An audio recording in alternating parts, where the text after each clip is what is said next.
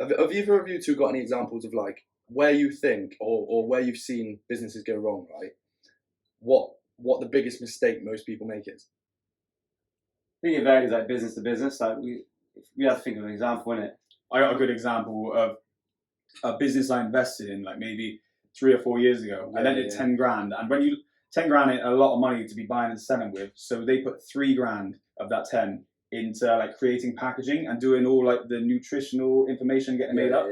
And I said, well, look, the kind of product you're selling, it's a like for like, it's fruit. They were selling fruit, so I said like it was goji berries. You didn't need to go. You didn't need to go down and get the nutrition information, because on the back of every goji berry pack is the goji berry nutrition information. So you don't have to pay £400 for that. You don't have to pay for the packaging, because if you're going to be the cheapest in the market, it doesn't need to be flash right now. Just get it moving. Know you've got a product, and then put the investment in. So exactly. Why you could sell one and then spend when you're making money. Yeah.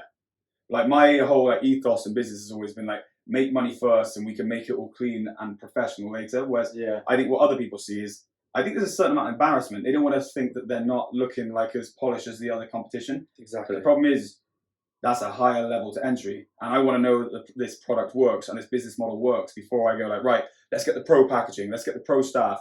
Firstly, I just want to be me, the product. I'm like, right, okay, get yourself on that level. So many times people have come to me, they've either come in the barbers or whatever, and they've said to me like, I think you should be doing this, this, and this, and I think to myself like, they're time consuming, like things to better the business, or like to shine it up or sparkle it up, and I think to myself like, one, where's your business, and why are you working for someone else in probably going nowhere or whatever?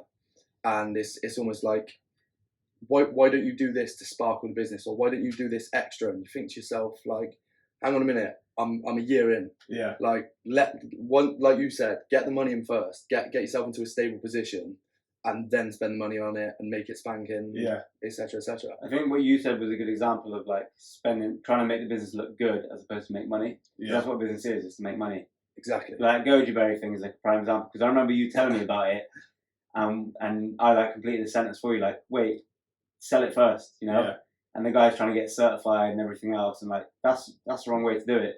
Like you get those people like they got an idea, they're like, okay, let's go see an accountant, let's go set this up. Whoa, hold on, see if you can sell one first, you know? Yeah. Do you know what? I think you've got two types of people. You've got the kind of people who are good at starting up a business, where you're rough around the edges, you can just sort of like do whatever to make money, and then you've got the kind of people who make good managers. Yeah. And sometimes I think and I made that mistake then, is I looked at a good manager thinking that it had the same as a startup, but it's a different mentality in it. 100%. Like when we're talking about going to car boot sales, and just that kind of thing is a different mentality in it. Yeah, because those same people wouldn't have been selling hair straighteners or boots from their car at a pub, you know? Just doing stuff like practicing, just getting that practice of your mind, just thinking like business orientated. Yeah. It's like a big thing. Yeah. And going back to what you were saying about like people coming in and telling you what you should do with your business, like there is like people come in who are like not very bright, and they say you should do this, this, this, and like, yeah, I've already thought of that. It's not going to work. Yeah, exactly. You know? But you do get some people who genuinely give you good suggestions, and then if you can take accountability and be like, yeah, I do need to get around that, but I'm busy. Like it's not easy running the business. You know? 100%. But one thing that I try and keep myself back from is taking advice from people my own age or younger. Yeah. I mean, at this age, at being 21, taking advice from like people older than you, people that have been there and done that before, people that have been in business longer than you and have made a success of it. Do you know what I'm saying? I know exactly what you mean. I am similar to that. Like I think I get lost in my own bullshit sometimes, and I think so I try to remind myself I ain't that smart, and I try to question everything I do for that same thing. Exactly. Like in the same way you might think that person hasn't got the credentials to give you advice. Sometimes they might have they might have good advice even if they don't have the credentials, you know. Yeah. But also I think I can I try to be hard on myself on the same thing, because if I'm like, oh, don't listen to this kid because what's he done, I think, nah, but I might just get right that one time. Yeah, exactly. Yeah. Like just because I'm drinking water doesn't mean the route I took here was necessarily the right one. Do you know what I mean? Exactly. Yeah, I think we had this convo before and said everyone has something you could learn from them, you know, like even someone like homeless could teach you something, you know. Maybe not about how to live, but something else, you know, they've learned. Exactly. But like, what were we saying? Sorry. What's your experience on people who mess up businesses? Like, what do you reckon that, like we were saying, people put the red tape up and that? I mean, I think it can happen to anyone, you know? Like, there's stuff out of your control. But stuff that's within your control, stuff like would be something you say, just keep away from that.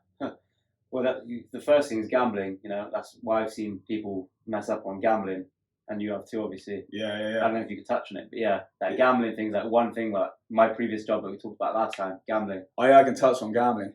It's so common. I was invested in this business, and it was similar to my business, but it was indifferent. It's different. It was doing like batteries, cables, that kind of thing. And I was invested in the business, and he would give me a bank update every single day, but it was a lie. And he was taking cash out, and he was gambling every single like £2,000 a day some days. Anyway, he did I think he did £70,000 in cash cold out of the business, and he left the business 140 grand in a hole from mismanaging of other businesses of other business areas that wasn't just taking cash out, you know, like buying bad stock, not paying the supplier.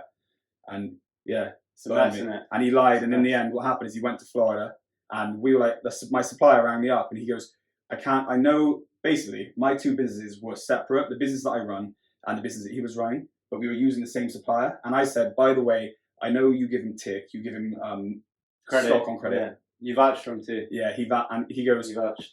I said, but whatever happens, his credit line can't affect mine. And then this one time he said, look, I know, James, I know I'm really sorry, but I can't afford to supply you anymore because this business over here hasn't paid me. I was like, that's not true. He's got 80 grand in the bank and he's flush.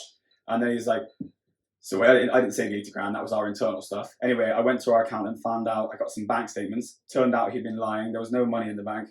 So I paid the debt for our supplier and came out. Left a hole in your pocket. Yeah, left a hole in my pocket, nearly bankrupted us. In 2016, 2017, I nearly went bust. I was like acting like a clown, doing a lot of stupid shit I shouldn't have been doing. That was kind of bad practice by your supplier too. Like, I mean, he could try his luck, but if you've told him it's separate. He needs to not over leverage, and you know. But what obviously, I know you've got a good relationship, so you kind of want to try and make it right at the same time. No, he couldn't send us Jamie Liz's stock because we were calling him like, "Yo, where's these keyboards? We're waiting for keyboards," and he goes, "I don't have money right now. Still waiting on VO payment." And I was like, VO payment? My guy told me you're flush. He's paid you anyway. And now he hadn't paid, and we were $80,000 in a hole. And I was like, look, I'll cover it off. I think I managed to get him like 30 or 40 grand that day just to keep him good. And it took me 2 years to pay off the remaining 50. You think that was legit, or you use that as leverage to get paid? Like, I think it was legit. He gave me 2 years to get the 50. I was on a payment plan at 50,000. Shit. And it was only until 2018 that I actually made enough money. And he was carrying on it. I was starting to spend money. I was like, come on, let me off the 50. He's like, I was like, you're making money now. I was like, we both got hurt on that. I lost money, you lost money. Yeah. But, and it wasn't really yours, but I guess you had to make it right. How was it you come back from that? How was it I came back from that? How was it you came back? Just by the skin of my teeth, to be completely honest. We just started to make enough money in 2017 that was just getting us off the ground. It was all happened at a bad time. The company stopped making money at the same time that this kid took a load of money off me, and the business struggled to cope. I would say it was, if it had happened 2 months later, we would have gone bust. And it would have been like 7 or 8 years of work down the line and a load of jobs. We had to make a couple of people redundant because of it. And he lost, like 6 people were employed by his company. All of them lost their jobs because of that. Shit. So that's mad. It's a dark time, man. Yeah, and after that, I wouldn't take anyone's word for it. Like, unless it was you know, like my brother. Yeah. If someone's telling me they got X in the bank, I need to see it. I want to see it in the app, no screenshots, because I've been lied to before. And I don't think this kid who robbed me for the gambling was a bad guy. I think that he just sees pound signs. And then what happens in the twisted head of a gambler is they start to realize that they've been a piece of shit. They start to realize that they've bitten the hand that feeded them. And if he'd have come to me and said, look, I fucked up, blah, blah, blah, I would have helped him. But then instead he just goes around like, well, I only have 30% of the business. I should have had 100%. Like, should you have though? Because I'm 140 grand out of pocket here and you're nothing. Yeah, they're still trying to play victim, and the whole time they've been the aggressor. Yeah, man. I was just, it was a stressful time that. And how I came out from it, I booked like some run, and I started to do stuff that wasn't surrounding like professional goals, and I just had goals that weren't. I was like, cool, okay, if I'm not making any money and I'm just about stopping this thing from setting on fire, at least I can focus on doing something. Oh, I'm fitter today. Oh, I've lost some weight today. And then that's what it's about, isn't it? Like, the second thing, like, obviously gambling is bad for businesses, like the worst. But like giving up and like what you said, goals outside of financial goals. Like I was speaking to my friend, he's like, well, I'm not making money right now. I was making like 15k a week before. So now I'm just banging gym. Just finding something else to do. He goes, it'll come back round, it's seasonal. But in the meantime, I need to do something. Like, you need to always be doing something and improving, and you can't give up.